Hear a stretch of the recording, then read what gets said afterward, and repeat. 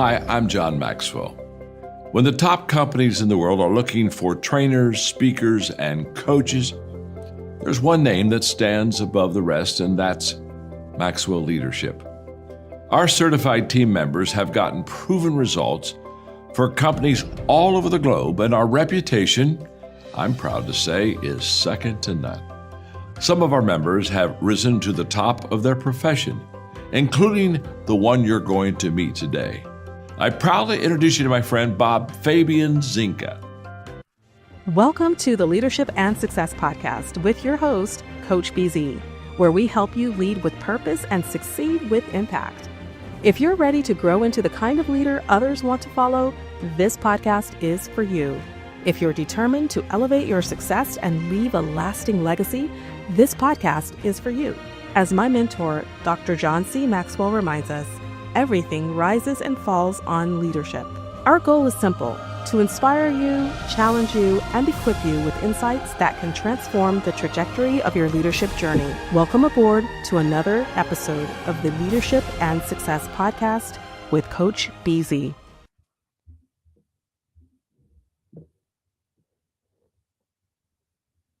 And so when I took that uniform off, I had to figure out who I was without it.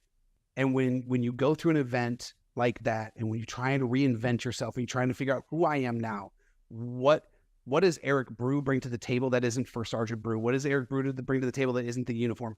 How do I get outside of the infantry box that I have been in for 25 years, right? How do I show the rest of the world my worth, my value, and what I bring to the table is bigger than the military? I think that's where a lot of this comes from, because we're stuck thinking that that's all we've got. I can tell you, I've absolutely have had the conversation, and I've said it 1,000 times, although I know it's wrong. It still comes out of my mouth where I'm like, oh no, I'm a has-been. My heydays are behind me. Kicking in doors in Baghdad and chasing down dudes and I trying to play hopscotch with IEDs in Afghanistan. Those are my heydays, and that's all behind me, and I'm washed up now. That season is over. But the next season is not over. It's just getting started.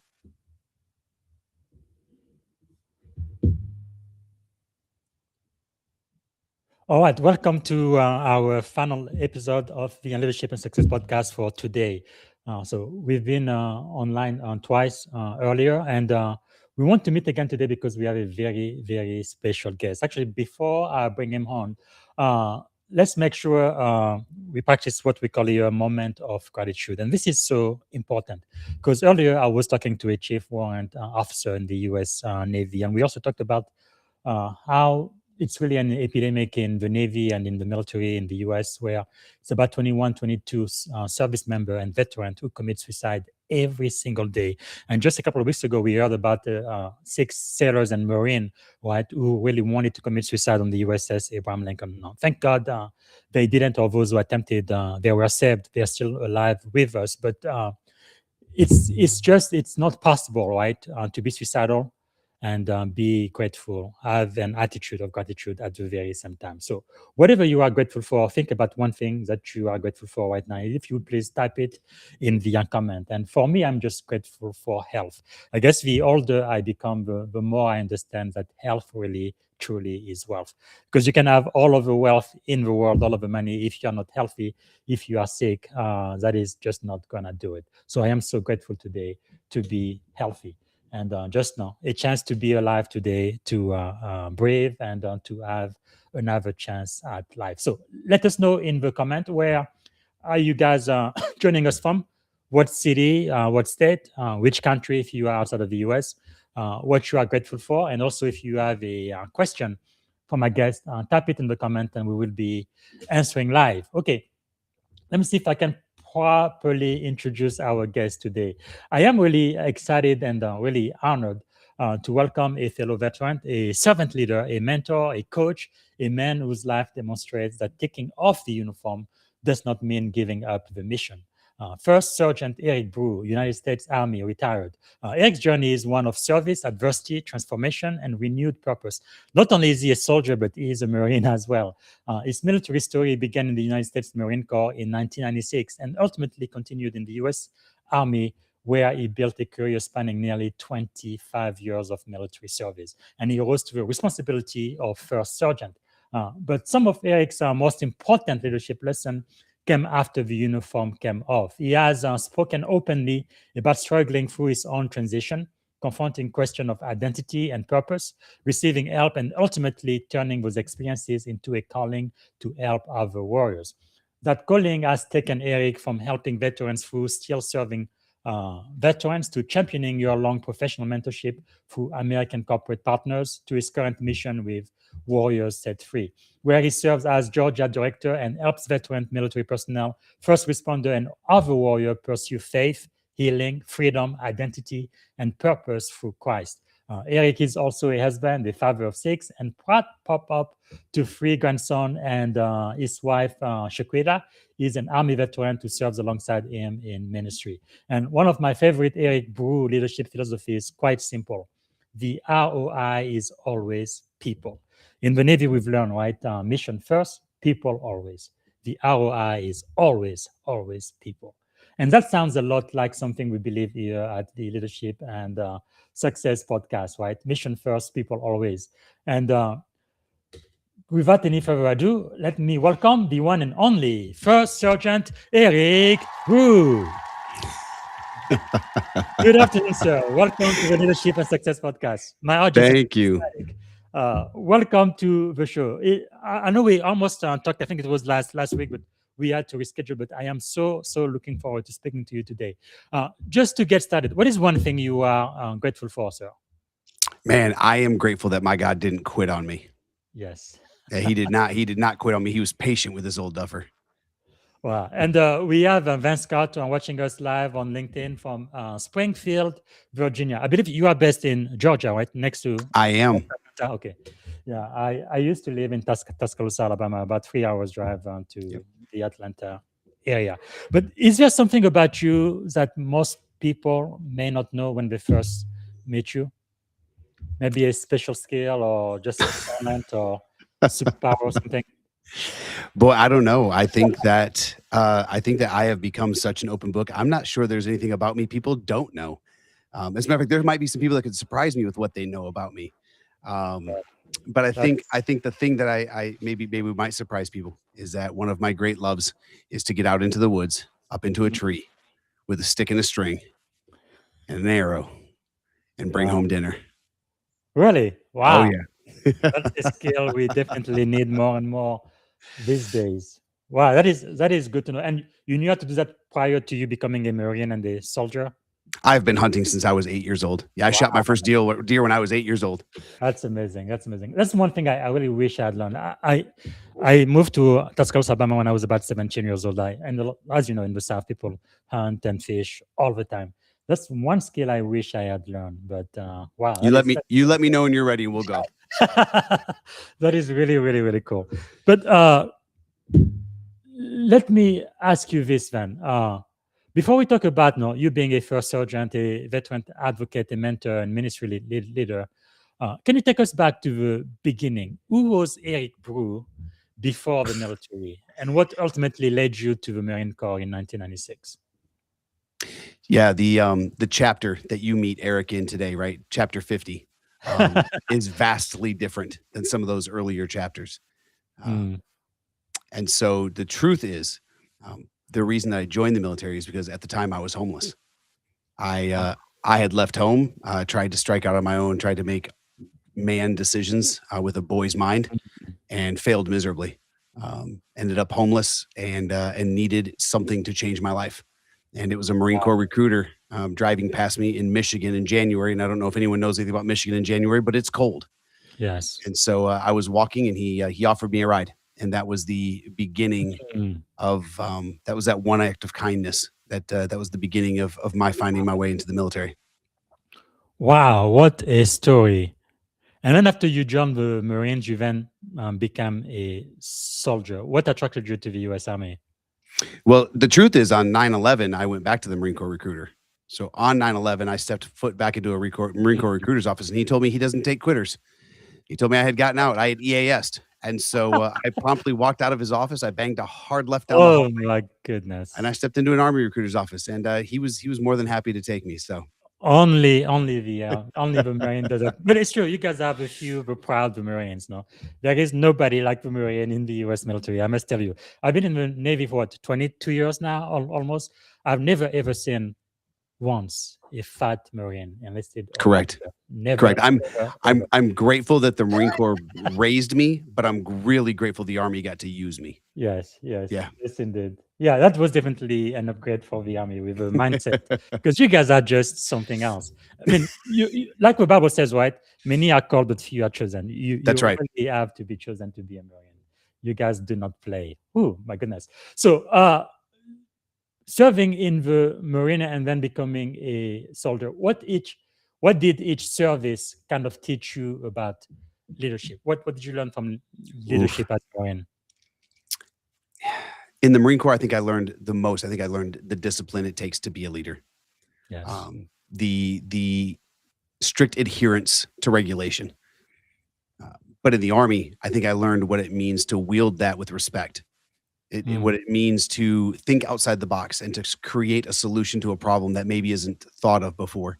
Yes. And so I got to take that strict adherence to regulation and then use it with a little bit more maturity. And that was fun. That was fun. I love that. Yeah, the Army, be all you can be. And I like you also say adherence to regulation, because it looks like from all of the branches of the military, you guys soldiers always follow the rules, and you are always first to do so too, always very compliant. Whereas you're gonna notice mostly the Navy, we are the last one to comply with. And that's our culture. But I mean, I always felt like, once a Marine, always a Marine. That's a true saying, right? I mean, I'm proud of my Marine Corps service.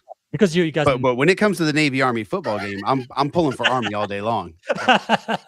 yeah, never leave a Marine behind. I guess all of the other branches of services kind of have stolen that from you guys too. Yeah. But it is quite amazing. So first sergeant in the Army, that's E8, right? It is. Yeah, so that's E7, E8 in the Navy. We call them chief. That is quite outstanding, because that's like you're in the top like 4% of soldiers when you get to that rank. So eventually you become a first sergeant. What does being a great first sergeant really mean beyond the rank and the authority, and the diamond of the sleeve? What did that mean to you? It was an opportunity to lead soldiers in a way I had not been afforded before, right? And at a level and with a sphere of influence that was greater than I had ever experienced before. And so there was a level of respect for that position and for the men and the women that I got to lead. And it was fun. It was, again, you'll hear me use that word a lot. I had a lot of fun. Yes. I made a lot of mistakes, right? But I had a lot of fun. And understanding the sphere of influence that we have as senior leaders, whether you're on the officer side or the NCO side, it doesn't matter. The sphere of influence and the way that you get to influence people and the way that they live life and the way that they interact with their families, because it goes beyond the job, right? The way we interact with people creates a person who interacts with his family different or her family different. Yes. So yeah, I thoroughly enjoyed it and bought into that. That is really something, and I think being a happy boss really makes a big difference. When you are passionate about your mission, and especially when you care about the people. And you said not just your soldiers or your Marine if you were in a joint command, but their families as well. Sometimes we forget about that. But when I had the great privilege of becoming a commanding officer, one of my greatest joy was to write a letter of thanks, right, to the families, the spouses, and the children of my sailors, because the truth is you don't serve on your own. It's your entire family that has to suffer and sacrifice. Correct. And really serve with you. Now, mission first, people always. I think it's a leadership mantra we stole from the Army. But what do you do though as a leader when you kind of have to choose between the mission and the soldiers, when they kind of compete? Because at times it looks like they sometimes do. How do you handle that? And they do. And every soldier that I served and every mission that I accomplished, they were both a priority. Mm-hmm. But nothing can ever be the number one priority all the time, except for God. Yes. Everything else does have to flex once in a while. I love my bride more than anything. I love her second only to God. Yes. But there are days that I am here later than I would like to be. because the ministry is going to take priority. The same is true in the Army. There she is. Yeah. Man, I am a lucky dude. Holy cow. All Yes. right. But yeah, I think it's understanding that the soldiers are a priority, but they may not be able to be the number one priority. It doesn't stop them from being a priority. Yes. And so when they are treated like a priority, when they are communicated with like they're a priority. I like that. Because being a soldier, being in the military, many times, right? Yeah, you are on active duty. That's a full-time job, but sometimes you are going to school at the same time. Especially now, there used to be a time all you needed to have really as an officer was just a bachelor. That's it. But now you have many officers going for a master, for a second master, for even a doctorate. It's becoming more and more important. I think so. I guess what I'm saying is it's a lot, especially if you are married and you have children. I mean, that's another priority. So, how do you kind of balance all of that? What was your secret as a first sergeant to balance your life, maybe going to school, family, and all of that? Well, that's interesting because while I was great at loving my soldiers and making sure that they loved their families, I was really good in the uniform. I was horrible at home. I was a good dad. I was not a good husband, and it cost me. It absolutely cost me. I have walked through 2 divorces, but a lot of that has to do with the fact that I had a better relationship with the Army than I did with either one of my ex-wives. I received things from the Army that I thought I was supposed to receive from my ex-wives, and although it was a recipe, right? Divorces are a recipe. There's a lot of different ingredients. That was a major one. Yes. Right. Yes. And so to say, how did I balance that? I didn't. I worked. I was the first in the office. I was the last to leave. I sacrificed everything I should have been doing at home so that my soldiers could be at home. Yeah. No, this is a very important job. But for the junior enlisted and junior officer who are listening to you right now, based on everything you've gone through, what would be your best advice for them as it comes to career and family, especially? Put a fence around your family time. Yeah. I understand that there is no such thing as just a job in the military. And yet it's a paycheck with a benefits package. So put a fence around your family time. Protect your family time to the best of your ability. Again, because your family is a priority doesn't mean they can always be the number one priority. Right? We are still going to have to go and pull our duties. We're still going to have to go and do our schooling. We're still going to have to deploy. There are things that are going to have to happen. I understand that. But when possible, put a fence around your family time and protect the time with your family. So that also means that when you are home, you shouldn't be doing work, right? Correct. A lesson I learned late, but I have learned. Wow. No, it's just amazing how much sacrifices, right? Our young men and women who really raised their right hand and joined the military, the work they do is just unbelievable. Wow. It's I can't really find anything else to compare it with because now I live in Silicon Valley. Yeah, we have a lot of great company, Google, Microsoft, or whatever, and they pay very well. But I can promise you, nobody who's worked with me in Silicon Valley is going to be willing to give their life for me. Not a chance. Correct. Right? But when you are in the military in a time of war, it's the sailor, the soldier, the service member to your right and to your left. They are willing to do it for you, and you for them. Can you tell me how you build that trust in the military, especially when you don't have a lot of time, right? One of my mentors told me, rank is rented, because it doesn't matter what your rank is in the military right now. One day you're going to have to either, you get fired, you resign, you retire, or you get promoted to another job. So you won't always have that position forever. But trust is earned. How have you been able to earn the trust from your Marine and your soldiers?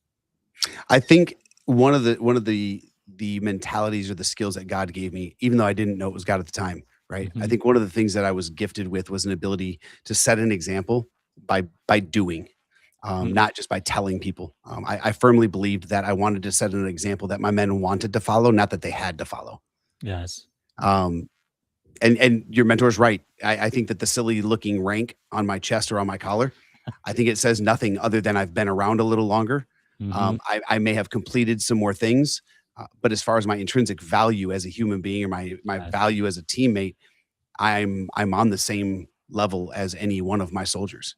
We are all valuable. Our voices are valuable. I want to hear what you have to say. And Yes. also, I think surrounding yourself with people who think differently and disagree with you, and those who are better than you. I think that was Mhm. my key to success throughout my entire career. I surrounded myself with people who are better than me. Wow. That's really powerful. I think this teaches you about humility as well. One, you don't have all of the answer, but you value everybody, including the most junior people on Absolutely. your team. Wow. And then also, if you are in a room, and my mentor told me, if you are the smartest person in the room, you are in the wrong room. You need You're in the to wrong. Absolutely, you're in not the wrong aware. room. But it really takes humility, though, to say that I am not the smartest. I don't have all of the answers, doesn't it? Yeah, I don't know is a very unpopular thing for senior leaders to say, Yeah. but man, is it a powerful place to start because Mm. it can build a heck of a team. Yeah, because even your junior enlisted, when they look at you, you are like a role model, whether you like it or not. Just your rank will put you on a pedestal. So if they cannot relate with you, if you are not vulnerable, they don't see you as a human being, but you have this, I don't know, some type of uh, what would I say? Almost like a fictional character or something, Rambo or the Terminator or something. They just can't relate to that. That's a problem, isn't it? Yeah, yeah, and I think it's incumbent upon the leader to make themselves relatable. Yeah. Right? I don't Yeah. expect when I look at my children, I don't expect my children to come to my level. Hmm. Right? If I need to communicate with my child, I got to go to their level. If I'm speaking to a 5-year-old, I need to speak to a 5-year-old. If I'm speaking to a 20-year-old, I need to speak to a 20-year-old. Mm. If I'm speaking to somebody who's been in the military for a year and a half, and I want them to understand 20 plus years of experience, that's an insurmountable task for that kid. Wow. But really, I don't know. The older I get, it seems like really leadership is all about people, isn't it? It is. Who else are you leading? Wow. So, what responsibility did you feel as a first sergeant for your soldiers? I carried the weight of the aspects of their life, even beyond the job. Um, Yes, my last deployment, I had 13 squads in I think 11 different locations across Afghanistan. that's Um, crazy. and so there was a lot of battlefield circulation. There was a lot of going to where they were and spending a couple of days with the boys and seeing how they're Mm. doing. Um, and I think I think I enjoyed carrying the weight of influence for the Yes. positive, right? But I also enjoyed the opportunity Mm. to build young men that were going to not just be great soldiers, but that were going to go back into their families and back into their communities and back home, and they were going to be great men. Wow. That is really quite a responsibility now. Sometimes we talk about the uh, weight of command, the burden of command, but I think there is no other organization in the world where you feel it more than you do in the military, especially during times of war. As a commanding officer, I've had to sign orders and send my people to places they probably didn't want to go far away from their family. But really, your responsibility is not just to your men, to your sailor, but it's to their families too, because Correct. their little children, their spouses, they want to see them back in 6 months, a year, 2 years, or however long it takes. How did that feel, especially for you being in a combat zone? What did that feel like? Just making sure that your soldier would return home with you to their families. Well, that was a responsibility I did have. I had to relieve myself of because I wasn't with them every day because they Yeah. were stepping out on mission and I wasn't there. And I had to come to grips with the fact that something could happen and Hmm. I wouldn't be present. And so when I was present, I made sure that I was present. I made Wow. sure that they got my attention, that they got my care, that they got my concern. Yes. Right? Wow. They were the focus of why I was there. That's really really really powerful. I'm sure, like most leaders, you've had some mentors or people who have kind of shaped your philosophy, your leadership style. And can you tell us about some of the best leaders you've ever served under, or people who just impacted you significantly throughout your career? Oh my goodness, the list is so long. Command Sergeant Major Todd Sims, I knew him when he was a first sergeant. Wow. Command Sergeant SEAC John Wayne Troxel. Hmm. I've served with him for years. I've known. I get to call him John now. I'm not going to call him SEAC. I'm going to call him John. I've known John for a long time. That's Julio amazing. Armas. Oh my goodness, the list is so long. The What list is what are so some of long. the things that they taught you that really made an impact? There are two I think that stuck with me. One came directly from John Wayne Troxel, and he said, "Never forget where you come from." Never forget. Wow. And then the other one was, "If serving is beneath you, then leadership's beyond you." Those two advice, they really come down to humility, doesn't it? Remember It where has you come to. from and serving your fellow soldier, regardless of their rank. Correct. It's wow, that's powerful. So, being a first sergeant in the army, you kind of live right at the intersection of mission accomplishment and taking care of your people. And Oof. again, we kind of talked about that earlier, right? Balancing those two responsibility. I really like what you say about your people are always a priority, even though they may not be priority number one right now. So, balancing those responsibility, uh, especially when they appear to compete. Is there something else that you have done, or something that you have learned on how to be a better leader when your mission really compete with taking care of your soldiers?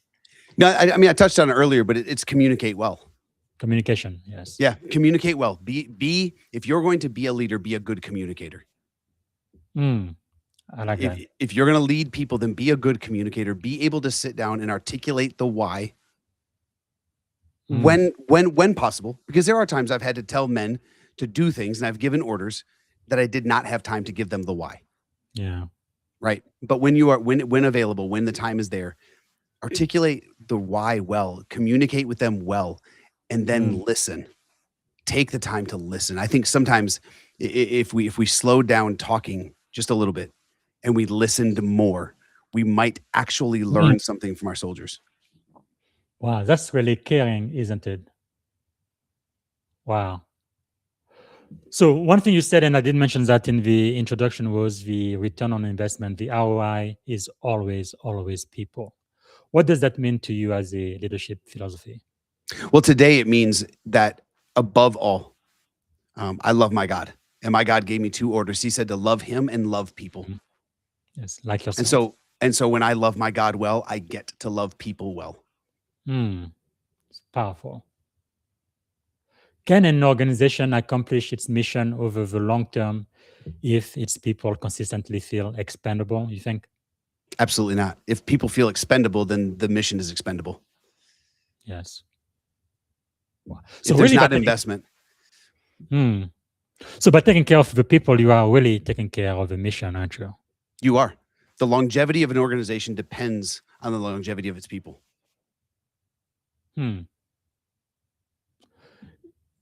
I know we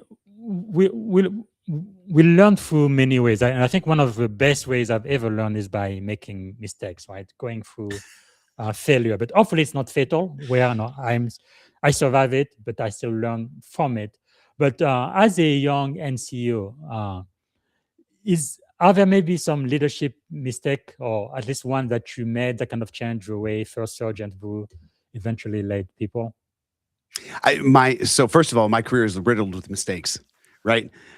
Riddled with mistakes, and like you said, none of them detrimental, right? None of them fatal. However, the mistakes are where we learn. I have this philosophy in life: I never lose. I either win or I learn. Right? Wow. If I'm going to take an L, it's going to be me learning. But I have had soldiers that I thought I knew well, or maybe I didn't care to know, and I was being selfish, and they find themselves in a tough spot, and then I act surprised because I didn't know, when what I really needed to do was be present with that soldier and maybe listen for those moments that they were struggling, whether it be financially or relationally, mentally or emotionally. Right, listening for those red flags, listening and being present with my soldiers.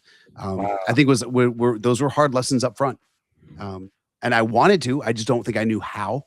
Yes. Right, but through great mentors and my career, Coach, I stood on the shoulders of giants. Like I have been able to serve with men that have shaped the way operations are built for our military.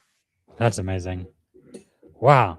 But I really like what you said about how you cared for your soldiers. So it's not just about using them to accomplish the mission, which is important and it needs to be accomplished, but you actually care about them individually. That's quite powerful. Maybe that's why some of the best skippers I've had, commanding officers, are the people you felt like they care so much about you that you are willing to follow them no matter where they lead. Yeah. It's Yeah. wow. And I've had several. I've told John Wayne to his face, I will follow you into hell with gasoline soaked pants on. Wow. I'm ready to rock. If that dude called me right now, I love my wife, but the beard might have to go. I might throw the uniform back on. Yes. If John Wayne Troxel calls me, I'm there.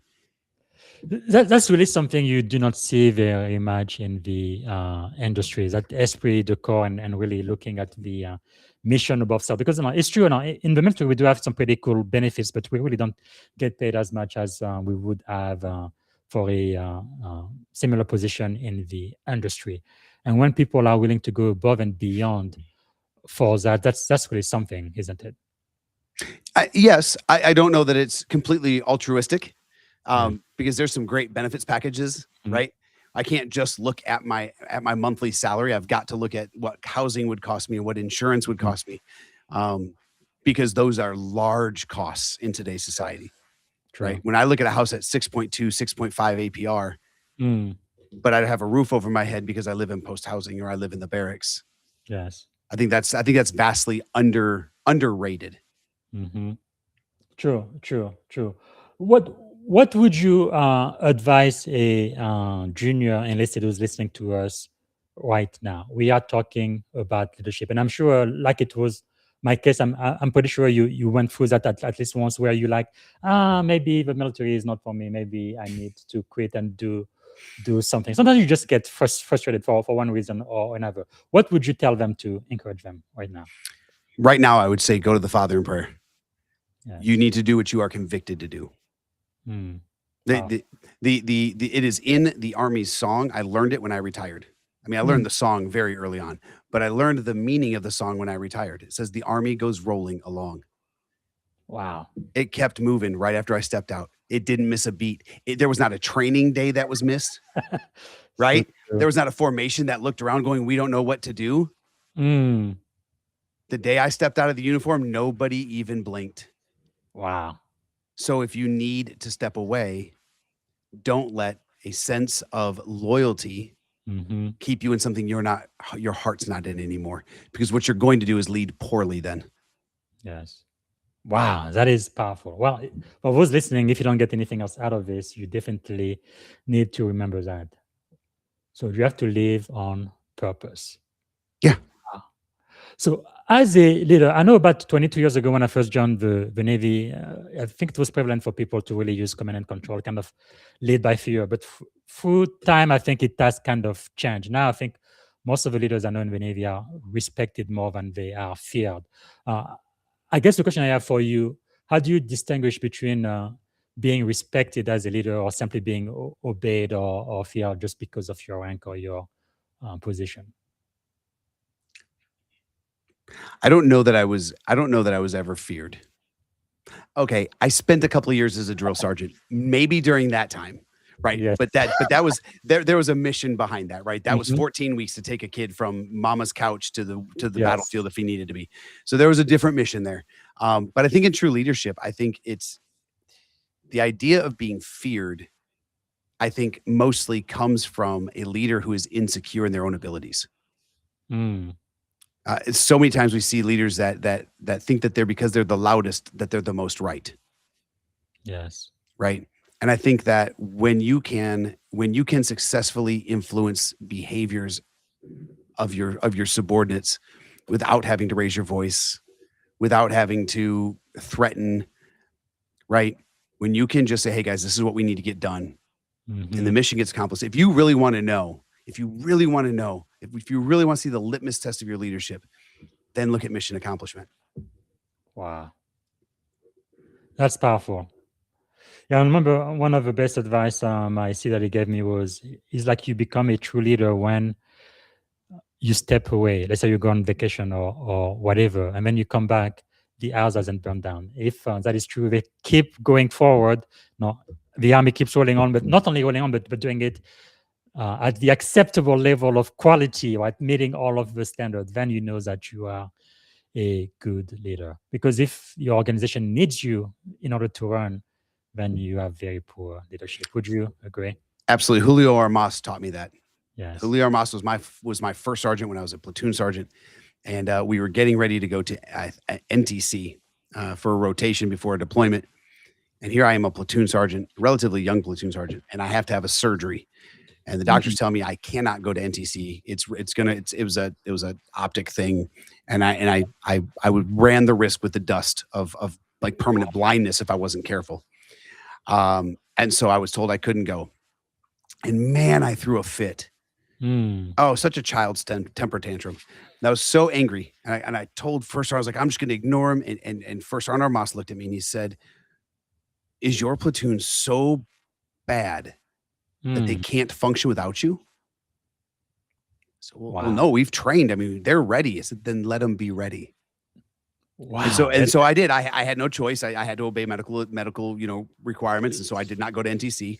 And wouldn't you know it, my boys come back and they've won awards and they've been, they've received accolades for their job. And that's amazing. They just absolutely crushed it. It was such a great lesson for me to learn that my control is not leadership. Yes. Wow.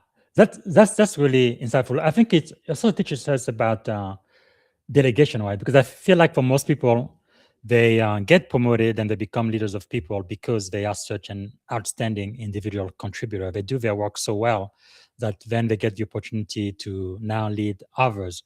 But I don't know if that was your case, but for me, initially, it's kind of like, I don't really want to delegate because I do it better than anybody else here. And if I give somebody else, the opportunity to do it, they're not going to do it right. They're not going to meet all of the standards. So I may as well do it. But when you do that, though, what you're doing is you are really shooting yourself in the foot because your organization is growing and is not learning. People need to make mistakes if they need to, but they need to learn and go and develop. So how did you learn to actually delegate tasks to your soldier and not be always looking over their shoulder and trying to do it for them? I believed in empowering my soldiers. They deserved an opportunity under left and right limits to create solutions to problems. So you still have those guardrails, left and right. Absolutely, limits. they have to. That's leadership, right? Here's your left and right limits. Here's your guardrails. But go show me what you can do. Wow, that's powerful. And it proved to be a couple of different things. It was either going to be a learning lesson for them, where they might have had to learn a hard lesson, but they were going to learn that in love, and they were going to learn that with respect, and they were going to learn that under a protective umbrella, right? Or they were going to be incredibly successful and prove that they were ready for the next position of responsibility. So powerful, so powerful. Yeah, because it's true. Many times when you give them the freedom, you empower them, like you said, you actually get surprised by how they went around to making the mission happen. And they make you look good. Yeah, exactly. That makes you look good. It's unbelievable. Wow. So for this next segment, I want to talk about when the leader becomes the one who actually needs help. Because sometimes we don't talk about this, right? Because you have publicly discussed the difficult transition, and including reaching a point where you kind of realize that you didn't merely lack the answers, but you didn't even know the question to ask. I think it takes a lot of humility for a leader to acknowledge, I think I need help. So you being a first sergeant and master resilience trainer, you had spent decades helping other people really solve a lot of problems. And yet your own transition became quite difficult. What happened when suddenly the leader who helped everybody else became the person who actually needed help? Well, first of all, there's an old adage, those who can do and those who can't teach. So that's where I found myself. I was one of those that couldn't, right? I think that for me, recognizing that I didn't know what I was doing started a tailspin for me. And then the recognition that I looked around, I looked to my left and I looked to my right, and I didn't have anyone to call. I had built community for a lot of people. I had not built community for myself. And so trying to figure out how to navigate, and my transition out of the military was super convoluted. I was going through a divorce at the time as well. Right. So I was facing a failure in a marriage. I was facing what I kept fighting the idea that I was failing in my military career, even though I chose the retirement, right? But you do this, I would challenge anyone who's retired. You go through this wave of, no, this is what I want, and then I'm only doing this. I mean, I wasn't a sergeant major, right? I didn't make it to E9, but when it was clear that it was time for me to go, E9 would have been another 7 years. That's roughly a 7-year commitment. And so I made a choice not to do that. And so as I'm learning how to be me, what does Eric look like without the uniform on? Yes. Right. I'm trying to figure out who I am without a wife. Right. My children are adults. They're moved out. It's just me. I'm trying to figure out what life looks like in this completely new season that I opened the door for every bit of it. Wow. Right. So I've got no one to blame. I can't take the pity party. I can't take the, oh, poor Eric. Eric made all of these decisions. And so I found myself in a really unique position that I just didn't know what to do. Wow. That's really something. If you can take us back to that moment, right? Like I said earlier, not only you liked the answer, but you didn't even know what question to ask. What did that moment teach you about humility, identity, and leadership? Well, I'll tell you, the first thing it taught me is that I can't do it by myself. The first lesson that I learned is that I was never designed to do it by myself. And that all came in one of the darkest moments in my life. That came with me sitting on a couch with a gun in my mouth. Oh my goodness. Right? Recognizing that I was the problem. This was all my fault. All those voices, all of those lies, everything that the enemy wanted me to believe. And I was co-signing on them. And in that moment, I had a God who loved me so much. He told me to stop. And he started, I heard his voice tell me he loves me. I heard his voice tell me that's enough. I heard his voice tell me, son, come, like, I'm here. Wow. And what I realized is that the thing I'd been trying to do by myself all along, I had never leaned on the God that was there all along. That's powerful. Man, you almost took your own life. Absolutely. I'd quit on myself, which is why I'm so great. When you asked me what I was grateful for, I'm grateful that God didn't quit on me because I quit on me. Wow. What emotion hit you the hardest back then? Loneliness. Realizing that and I'll be very transparent, when I put the gun down, the hardest truth that I faced is that I didn't have anyone to call.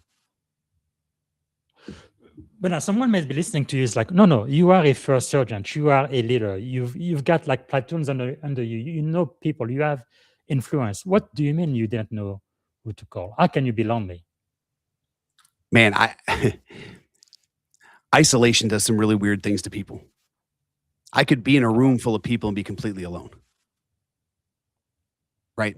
When we don't allow people into our personal space, when we are not transparent with what we're going through, when we are not vulnerable enough to tell people what we're feeling, and we don't create relationship, and when we don't create relationship and we find ourselves in moments that need vulnerability, we don't have anyone to call. I had never been vulnerable with a single person to share with them what I was going through, to share with them the struggles I was having.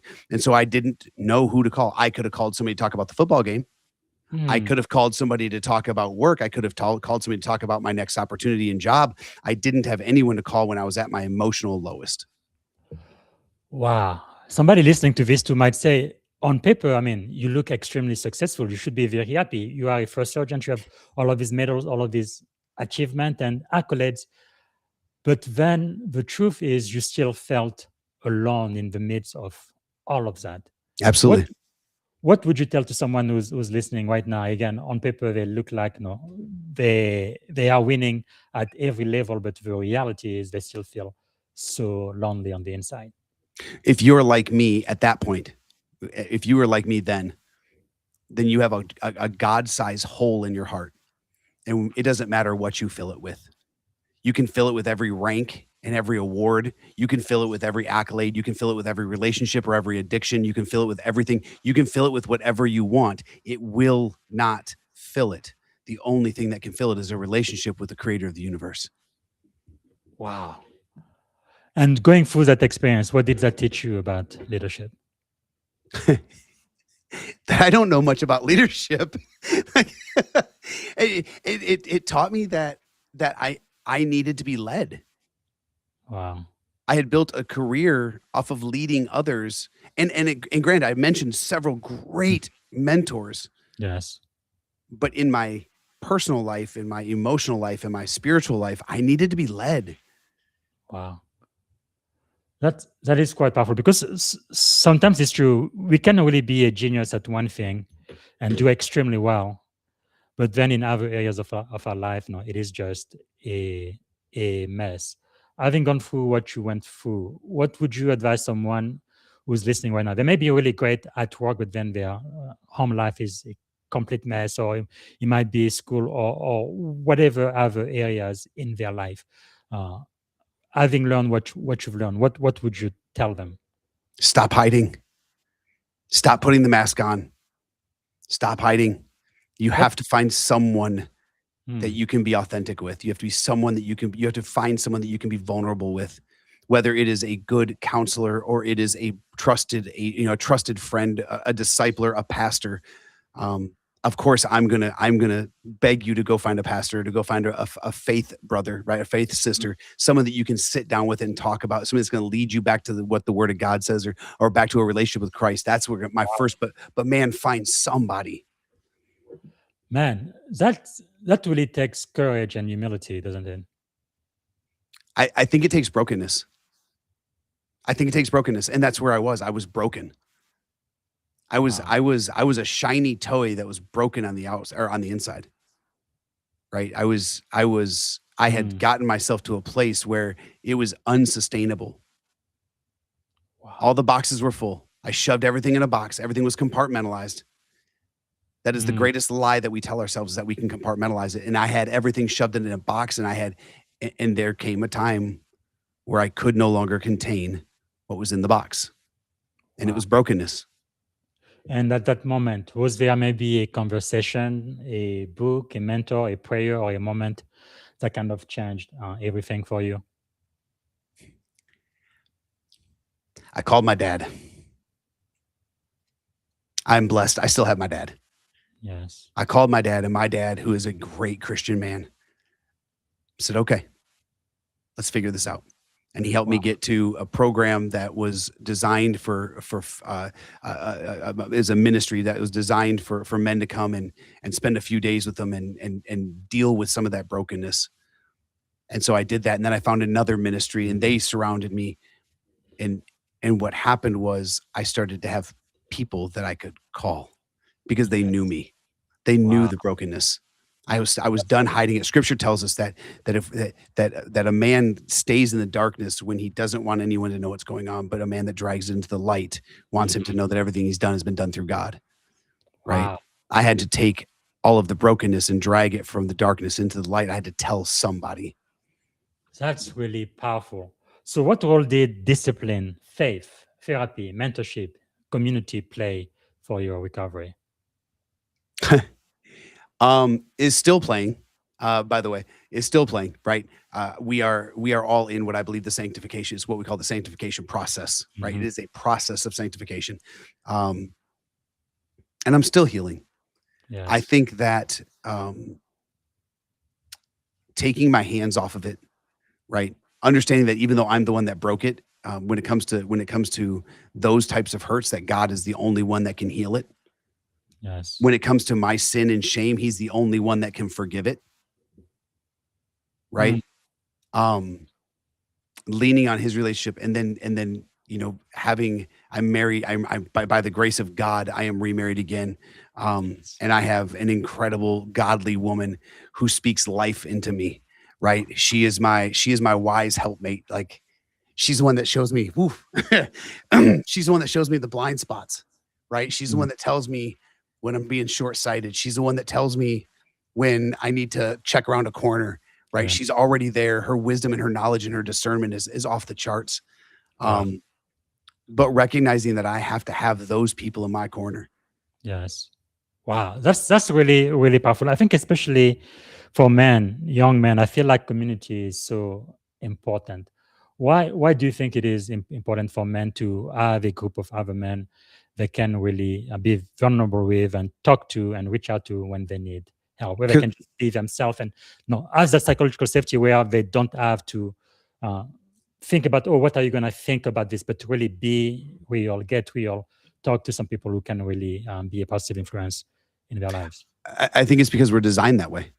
We have a creator and he designed us for community, Yes. right? Isolation is a tool of the enemy. Hmm. And so we were designed for community. And Christ, as he walked this earth, he demonstrated that. He had 3, he had 12, and he had 72. He had a nice tight circle. He had a few others. He had some great, he surrounded himself with men that he did life with, that knew him, that knew what he suffered from. He knew what they suffered from. He knew what made them happy. He walked with them. He ate with them. He invested in them. Wow. That's And powerful. today I've got a group of men. I've got a That's- large group of men. I am so blessed. This ministry has opened up doors for me to have relationships with men that I can call a guy at 2 a.m.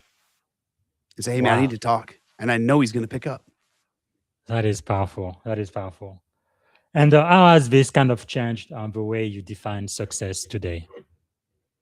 Success has been completely redefined, right? Success is what legacy looks like. Hmm. Success is what it means when I can say that since I've come to Christ almost a decade ago, all 6 of my children have come to Christ. All 6 of my children are walking Christ-like lives. I've got grandkids that are being raised by godly parents. That's legacy, right? That's a change. That's powerful. Wow. That's taking back ground the enemy stole.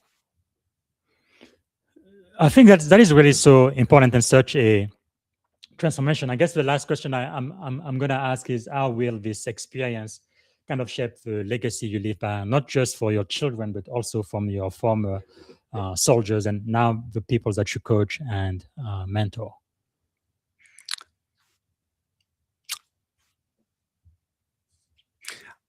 Man, being able to be in their lives, having access, right? When people give you access to their lives, you get to invest. Yes. Right. When my 31-year-old son calls me and says, Dad, we need to talk, or Dad, I need advice, I get to invest. When I get a Facebook message from a soldier that I served with years ago Wow. that says, hey, Pops, and I loved it when they called me Pops. Hey, Pops, I got a question. When I'm at a We Care vet fair in Northern Georgia and some kid is talking to one of my volunteers and I stand up to talk to the kid and he goes, you were my basic training first sergeant. Wow.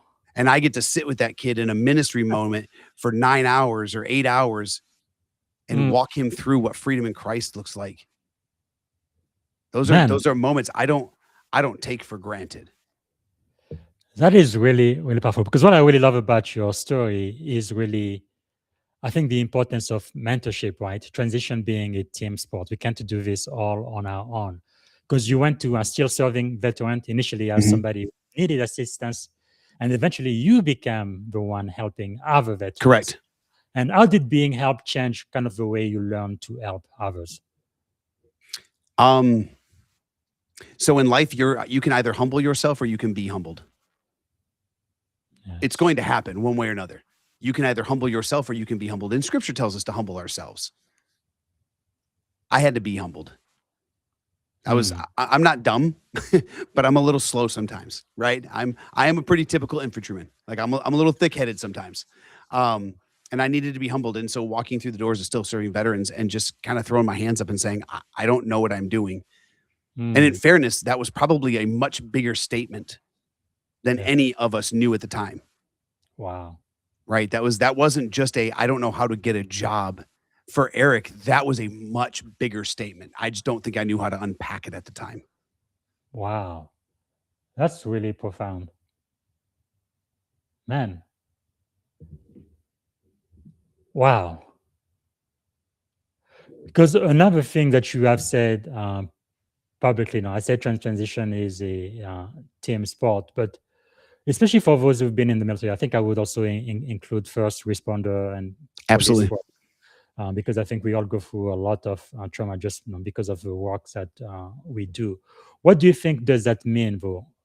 And for those who've spent really decades of their life being rewarded for not only self-reliance, but also helping others. Right? That's pretty much what you do. How do you ensure that when you yourself are in need, that you are able to also receive help and service from the communities that you have helped so much?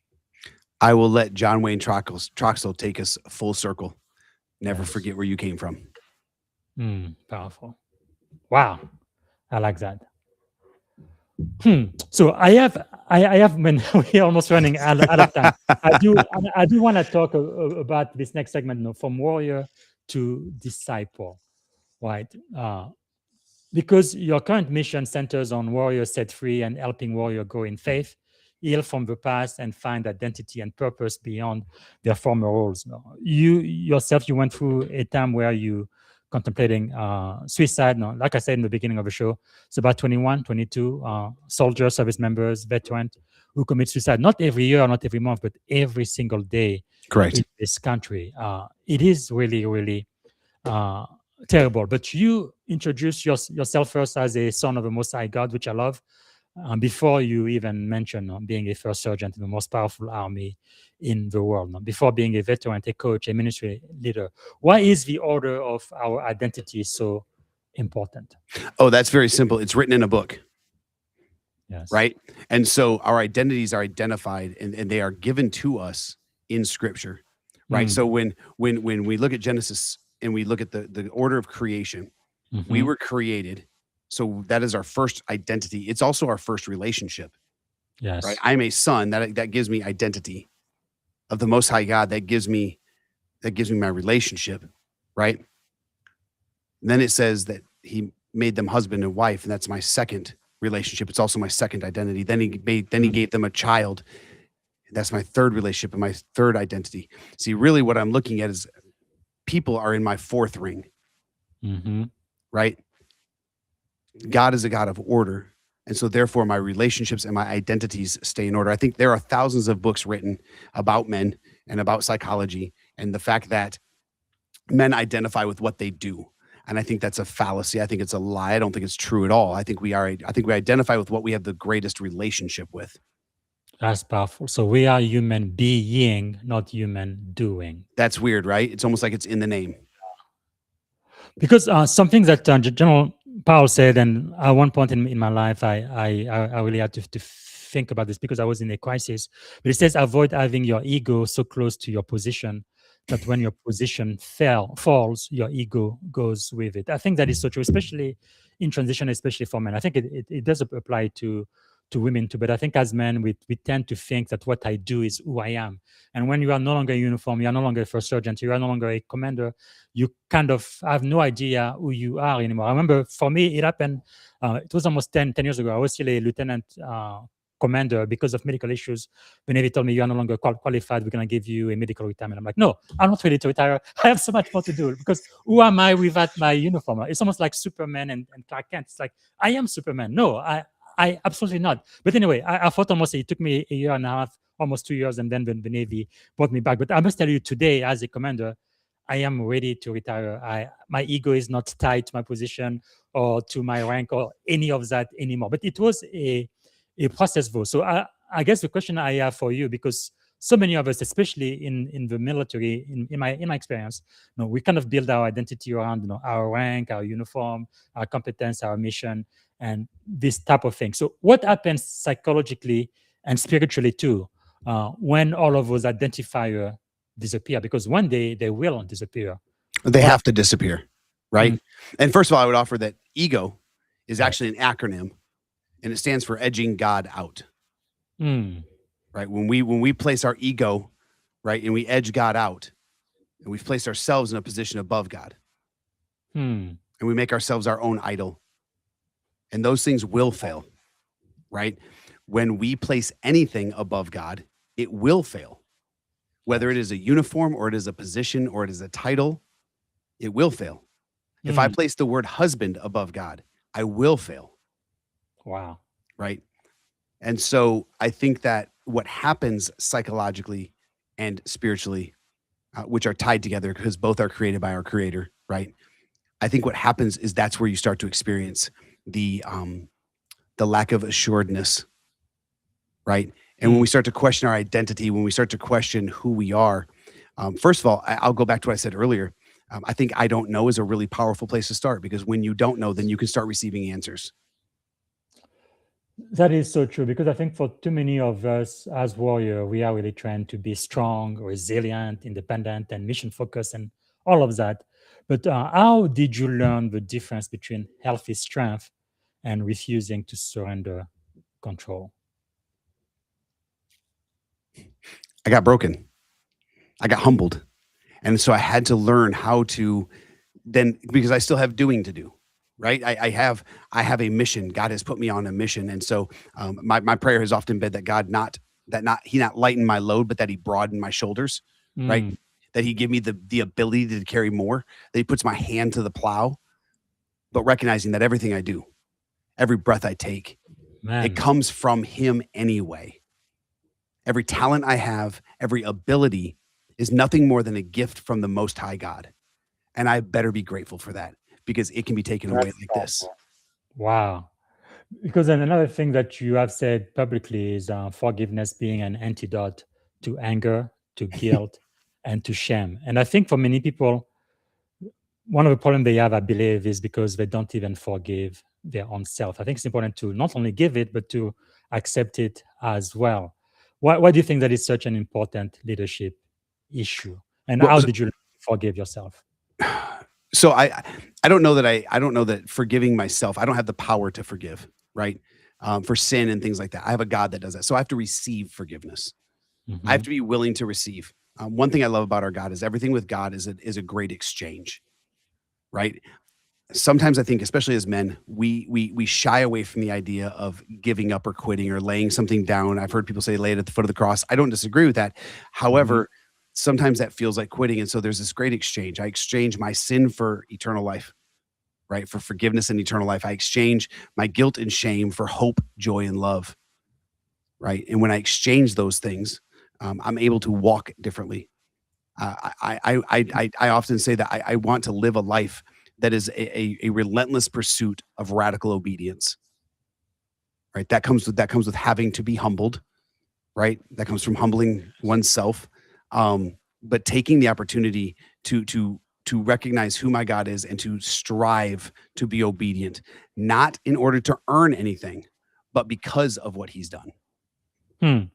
That is quite powerful. I like everything you say. Have you ever in your ministry met with some people where they may even ask God for forgiveness, but for some reason they just don't accept it, and maybe part of it is because they really don't feel like they are worthy, or Absolutely. can even get past their own selves. It's almost daily. Almost So, daily. How then, as a leader, how do you get to a place where you cannot only forgive others, but you can actually find the strength to look at your own self and kind of get past? Because I don't know, it may be different for you, but in my experience, sometimes I feel like people, they kind of get stuck, right? It's very emotional. It is mental. They just cannot get past it. What would you tell to someone like that who's listening to this podcast right now? It is my favorite question in the world. Are you right, or is God right? Because he says you're worthy. He says that he has cast your sin as far as the east is from the west. He climbed up on a tree and was murdered, defeated sin at the cross, defeated death at the grave, with you and me in mind. And you're telling me that your sin is so great that wasn't enough? Wow. Either he's right or you're right. Powerful. The last question in this segment is warriors set free, which I think you guys do an excellent work, especially for those who've been in the military. Is It's really about truth. It's about relationship. It's about Mhm. identity and purpose. If you had to choose only one of those four areas where veterans struggle the most, you believe, after service, which would it be and why? Truth, relationship, identity, or purpose? It's truth. Emphatically, it's truth. And the reason I say that is because until you understand the truth of God's word, you don't know what order your relationship should be in. You cannot possibly figure out your identity. And if you can't figure out what the truth of God's word is, and you can't figure out your relationships, and you can't figure out your identity, how are you supposed to get purpose? Hmm. So truth has to, so we have to start with the truth of God's word, the infallible word of God. Powerful. And having said that, the next segment, I want to talk a little bit about family and legacy, because no, you have commanded, mentored warriors, but you've also said that your own family is among the people you are responsible for discipling. How has being a husband, a father of six, a pop-up changed kind of your understanding of leadership? How's that impacted you? I better be the first one to wash feet. Right? Wow. I better be the first one. I'm the first one to say I'm sorry. I'm the first one to love. I'm the first one to say good morning. I'm the first one. I work hard, Hmm. not to earn anything. Again, right? This isn't about earning. Yes. This is about working Mhm. because of, right? Because of God's grace, because of God's forgiveness, because of what He's done in my life, because of the things that I can look back on now and go, wow, that was a God that loved me, that saved me there, that moved that thing. And now I have a family, and my family is my first ministry. I love Warriors Set Free. I love the mission that we have. And my family is my first ministry. So my children and my wife are my first disciples. They are my responsibility. I am called. It's not my fault I was born a man, right? It's not my Wow. fault. My favorite thing about the Bible is I didn't write it. So you're not going to argue with me about what it says because I'm not the author. If you That's reject what I'm telling you, you're not rejecting me. That is really insightful, because when you talk about success when it comes to your family, John Maxwell is my primary mentor, used to say his definition of success is when the people who know you best love and respect you the most. To him, that is success. Not just your public persona, being a best-selling author, being a commander, being a first sergeant, all of that, it's going to come and go. But the people who really, really, truly know you, your spouse, your children, those who know you best love and respect you the most. Yeah. I think my job as a husband, as a father, and as a grandfather is to become an oak that my family can rest under. Wow, I love that. Right? They can Wow. play, they can swing from the branches, they can rest under the leaves because I'm solid.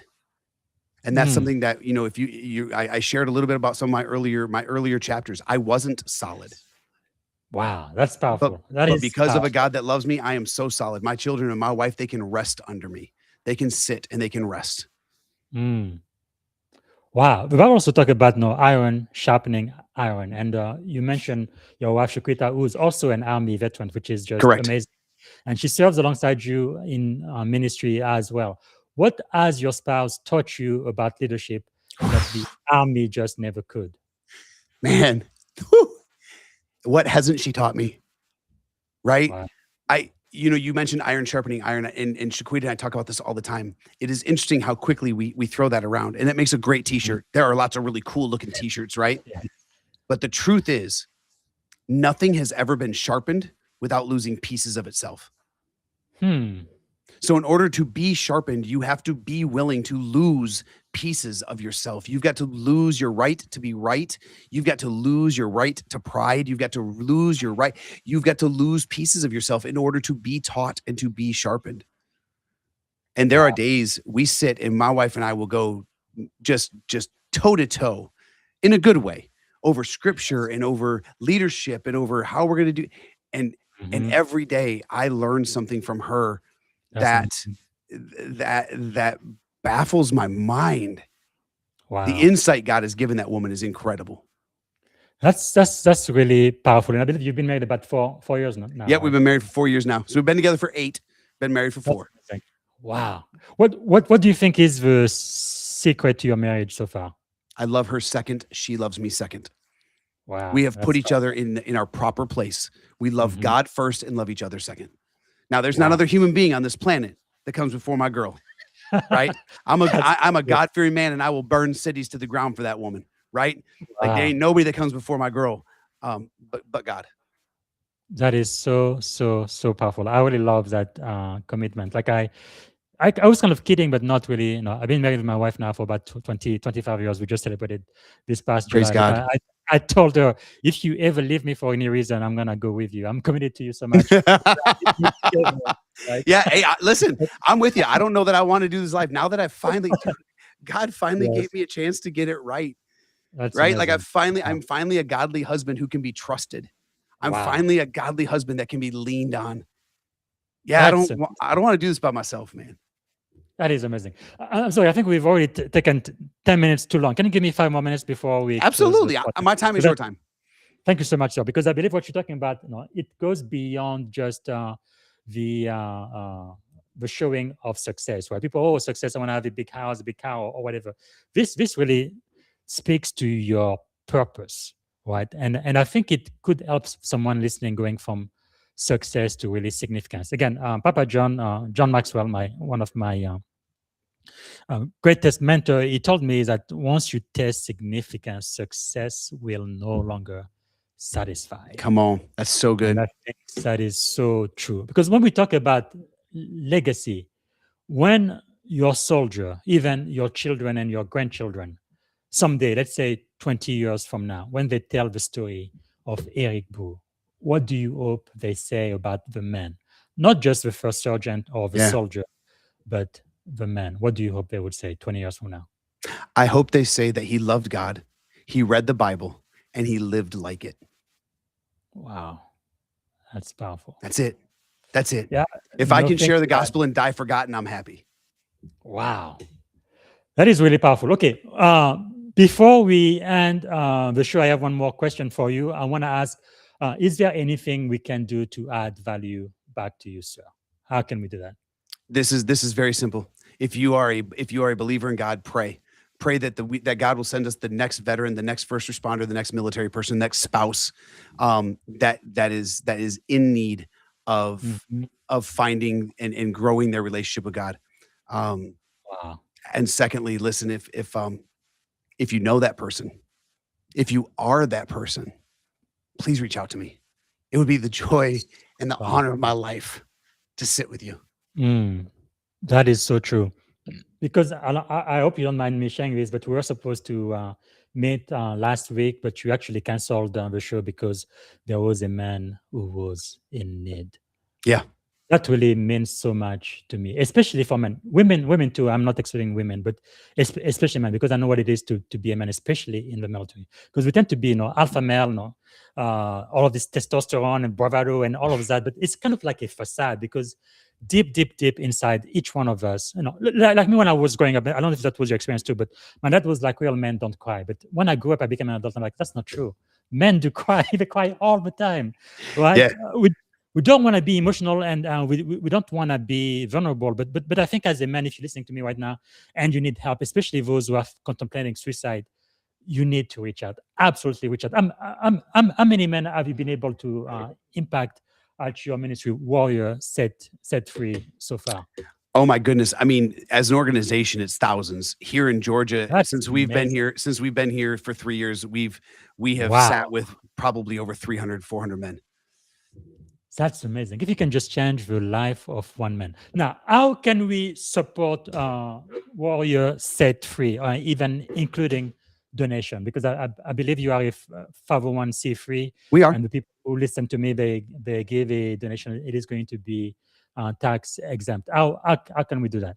So the Warrior Set Free website, which is www.warriorsetfree.org, there's a support button there, and I would love it. It'd be great because those that support give us the opportunity to meet the next one where they are.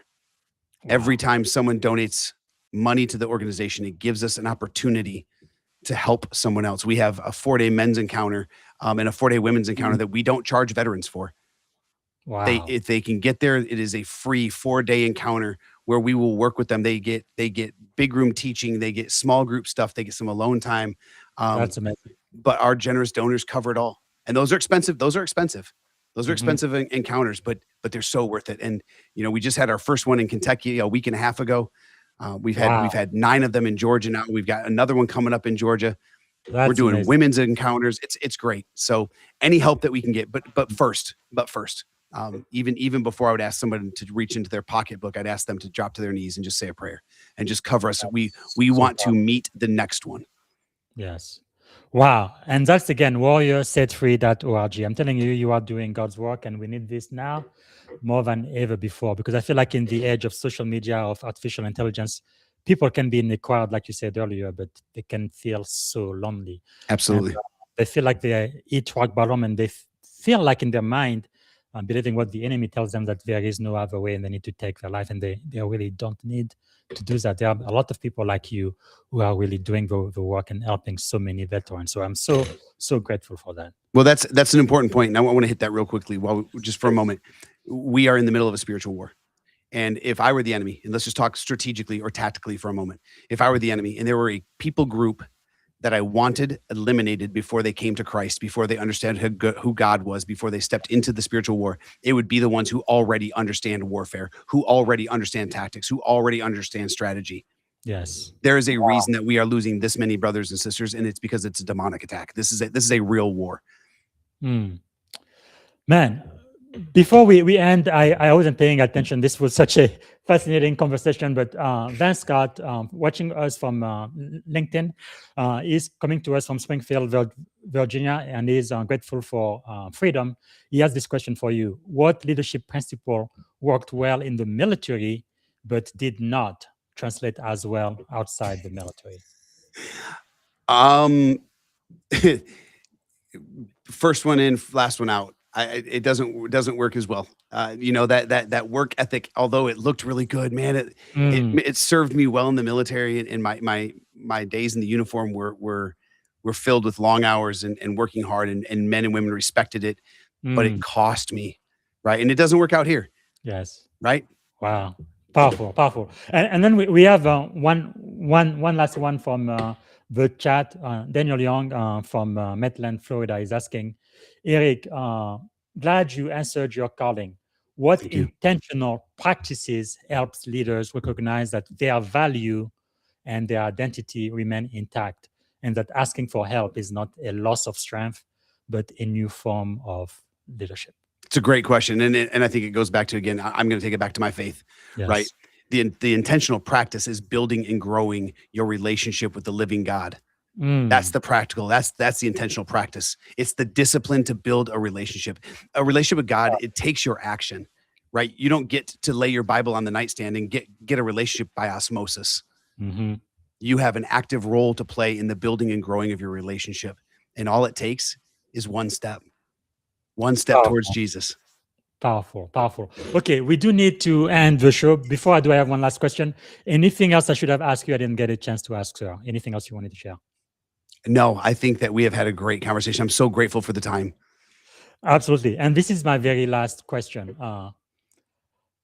First sergeant, you've spent much of your life fighting battles, first as a warrior and now helping other warriors fight their battles.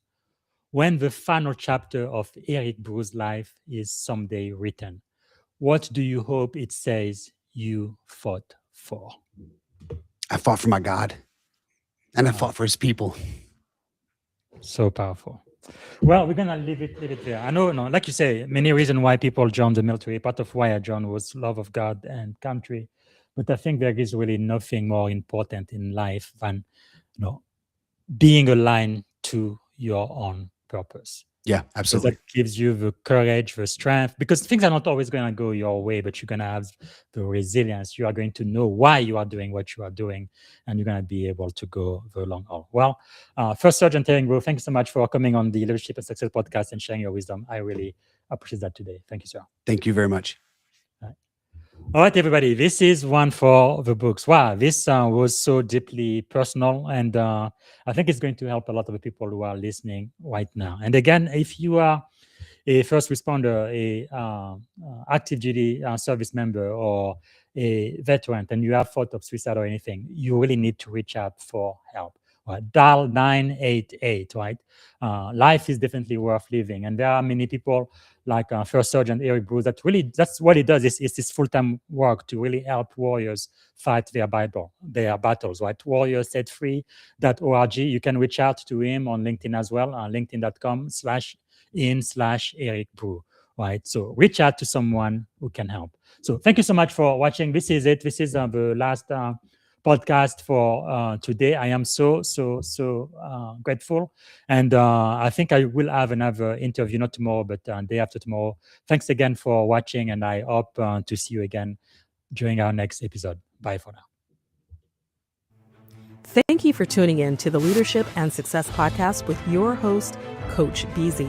If today's episode added value to your leadership journey, be sure to subscribe, share, and join us again for more wisdom nuggets on how to lead better and achieve greater success. Remember, leadership is the most critical skill of our time. The world will always need leaders to inspire others, drive innovation, and execute meaningful strategy. So why not count yourself among the bold leaders shaping the 21st century? Until next time, stay inspired, stay committed, and keep leading with excellence.